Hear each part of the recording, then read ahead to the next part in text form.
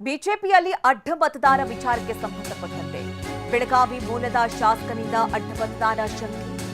ಬೆಳಗಾವಿಯ ಹಿರಿಯ ಶಾಸಕನಿಂದಲೇ ಅಡ್ಡ ಮತದಾನವಾಯ್ತಾ ಹಾಗಾದ್ರೆ? ಬಿಜೆಪಿಯ ಸಮಿತಿ ಸಭೆಯಲ್ಲೂ ಈ ಬಗ್ಗೆ ಚರ್ಚೆ ಆಗ್ತಾ ಇದೆ. ಕೇಂದ್ರ ನಾಯಕತ್ವದ ಮುಂದೆಯೂ ಕೂಡ ಬೆಳಗಾವಿ ರಾಜಕಾರಣ ಪ್ರಸ್ತಾಪವಾಗಿದೆ. ಕುತೂಹಲ ಮೂಡಿಸಿದೆ ರಾಜ್ಯ ಬಿಜೆಪಿಯ ಅಡ್ಡ ಮತದಾನ. ಇದೇ ವಿಚಾರವಾಗಿ ಇನ್ನಷ್ಟು ಮಾಹಿತಿಯನ್ನ ಕಲೆ ಹಾಕ್ತಾ ಇದ್ದಾರೆ ಕೇಂದ್ರ ನಾಯಕರು. ರಾಜ್ಯ ನಾಯಕರಿಗೆ ಸೂಕ್ತ ಮಾಹಿತಿ ನೀಡುವಂತೆ ಸೂಚನೆಯನ್ನ ಕೂಡ ಕೊಡಲಾಗಿದೆ. ಮೊನ್ನೆ ನಡೆದಂತಹ ವಿಧಾನ ಪರಿಷತ್ ಚುನಾವಣೆಯಲ್ಲಿ ಅಡ್ಡ ಮತದಾನವಾಯಿತು. ಈಗ ಬಿಜೆಪಿಯಲ್ಲಿ ಮತ್ತು ಜೆಡಿಎಸ್ನಲ್ಲೂ ಕೂಡ ಗೊಂದಲ ಇದೆ. ಯಾರು ಅಡ್ಡ ಮತದಾನ ಮಾಡಿದ್ದಾರೆ, ಯಾವ ಶಾಸಕರು ಈ ರೀತಿ ನಡೆ ತೋರಿದ್ದಾರೆ, ಈ ವಿಚಾರಕ್ಕೆ ಸಂಬಂಧಪಟ್ಟಂತೆ ಸಾಕಷ್ಟು ಚರ್ಚೆ ಆಯಿತು. ಅಲ್ಲಿ ಧರ್ಮಸ್ಥಳದಲ್ಲಿ ಹೋಗಿ ಆಣೆ ಪ್ರಮಾಣ ಮಾಡಬೇಕು, ಈ ರೀತಿಯ ವಿಚಾರಗಳು ಕೂಡ ಮೊನ್ನೆಲೆಗೆ ಬಂದಿತ್ತು.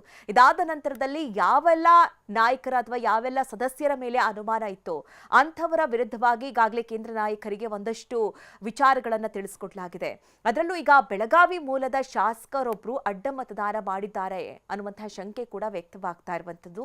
ಹೀಗಾಗಿ ಬೆಳಗಾವಿಯ ಹಿರಿಯ ಶಾಸಕರೇ ಈ ರೀತಿ ಅಡ್ಡ ಮತದಾನವನ್ನ ಮಾಡಿದ್ರಾ ಅನ್ನುವಂತಹ ಪ್ರಶ್ನೆ ಇದೆ. ಹೀಗಾಗಿ ಕೇಂದ್ರ ನಾಯಕರು ಈ ಬಗ್ಗೆ ಸೂಕ್ತ ಮಾಹಿತಿಯನ್ನ ಕೊಡಬೇಕು ಅಂತ ಹೇಳಿಕೆ ರಾಜ್ಯ ನಾಯಕರಿಗೆ ಹೇಳಿದ್ದಾರೆ. ಹೀಗಾಗಿ ಬಿಜೆಪಿ ಒಂದು ಸತ್ಯಶೋಧನಾ ಸಮಿತಿಯನ್ನ ಕೂಡ ರಚನೆ ಮಾಡಿದೆ. ಆ ಸಮಿತಿ ಈ ಒಂದು ವಿಚಾರವನ್ನ ಕಲೆ ಹಾಕ್ತಾ ಇದೆ.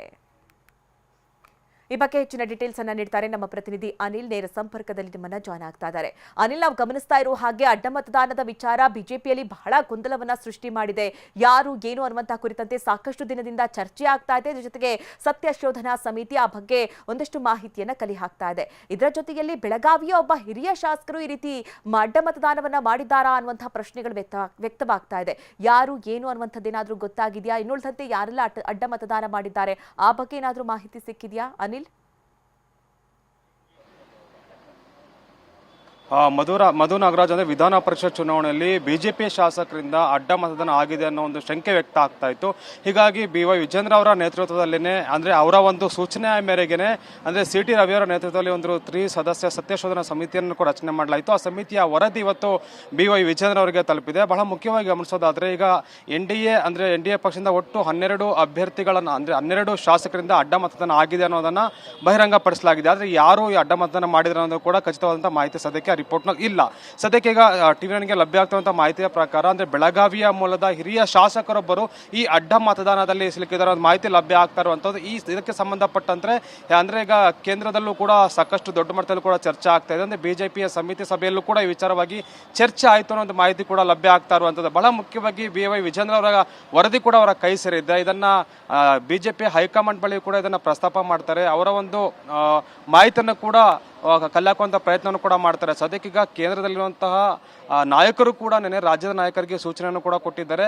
ಯಾರು ಆ ಬೆಳಗಾವಿಯ ಭಾಗದ ಹಿರಿಯ ಶಾಸಕರು ಯಾರು ಕೂಡಲೇ ಮಾಹಿತಿಯನ್ನು ಕೊಡಬೇಕು ಅನ್ನೋ ಒಂದು ತಾಕೀತನ್ನು ಕೂಡ ಮಾಡಿದ್ದಾರೆ. ಇನ್ನು ಕೆಲವು ಅಂಶಗಳನ್ನು ಕೂಡ ಪತ್ತೆ ಹಾಕುವಂತ ಸಾಧ್ಯತೆ ಕೂಡ ಇರುವಂತದ್ದು. ಸದ್ಯಕ್ಕೆ ಈಗ CT ರವಿ ಅವರ ಸಲ್ಲಿಸಿದಂತಹ ಒಂದು ಸಮಿತಿ ರಿಪೋರ್ಟ್ ಏನಿದೆ ರಾಜ್ಯಾಧ್ಯಕ್ಷರ ಕೈ ಸೇರಿದೆ. ಹೀಗಾಗಿ ಈಗ ಯಾರು ಬೆಳಗಾವಿ ಮೂಲದ ಹಿರಿಯ ಶಾಸಕರು ಯಾರಿದ್ದಾರೆ ಅವರನ್ನು ಕೂಡ ಪತ್ತೆ ಮಾಡುವಂತ ಕೆಲಸ ಕೂಡ ಆಗುತ್ತೆ. Madhu Nagaraj. Okay Anil, thank you ನಿಮ್ಮೆಲ್ಲ ಡೀಟೇಲ್ಸ್ಗಾಗಿ.